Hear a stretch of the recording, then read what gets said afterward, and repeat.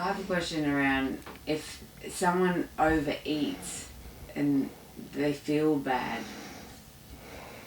what should they do with that feeling? A lot of people just try to ignore the feeling and potentially just stop tracking to avoid feeling that bad again. How can you harness pain? You know, one thing I have been thinking about a lot lately too in relation to this is that, so say, you know, often there's a lot of people who, say for example, have had tequila, like they like drinking, say, but then they've had a bad experience with something like tequila. So yeah, and it's just a common one where, because for whatever reason that makes people more drunk or whatever, and then they've just chucked their guts up and they just had the most disgusting hangover and it was terrible, like, and they just were so deathly sick that one time that now every time you mention tequila it's like, oh yuck, like, and then they just like, they feel sick, you know, and they're just like, no, not that, I'm not gonna have that ever again, you know. But then you mention you know, vodka or wine or whatever, and that's, wow, that feels they love it, the idea of it's amazing. The thing that you know, it's not about the alcohol or whatever, their motivation for it it's the initial association.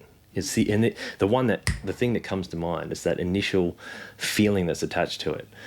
And see, that happens by accident. Again, this thing happens by accident, where they accidentally, you know, had a really bad experience with it, and then that's now then attached a bad feeling to the tequila.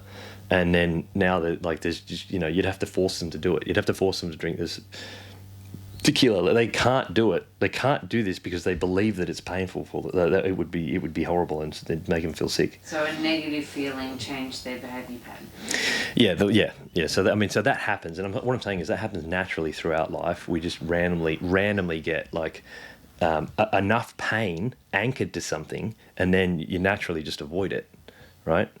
But again, the thing that the insight I was thinking about was this initial association. It's the one. So when someone looks at a food, and they the initial association, the thing that immediately comes up is a feeling of joy and They've been comforted. Yeah, exactly. Yeah. The feeling, so that when they have that, and like when they think about that ice cream, that pizza, that, you know, that chocolate, whatever it is, there's so much joy associated with it, right?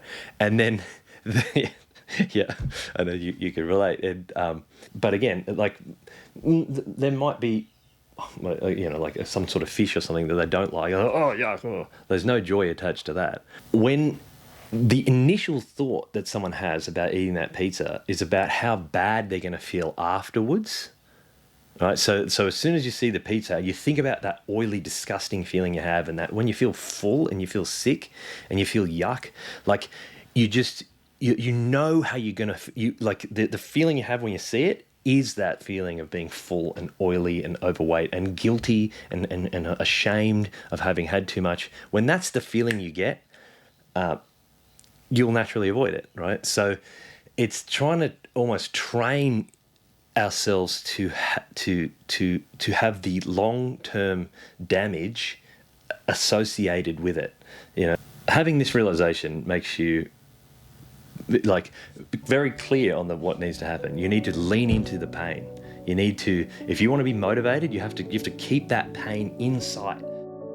So that's just one idea, but there's plenty of other areas to explore. And if you're having trouble with stress eating, here's a video you might want to have a look at.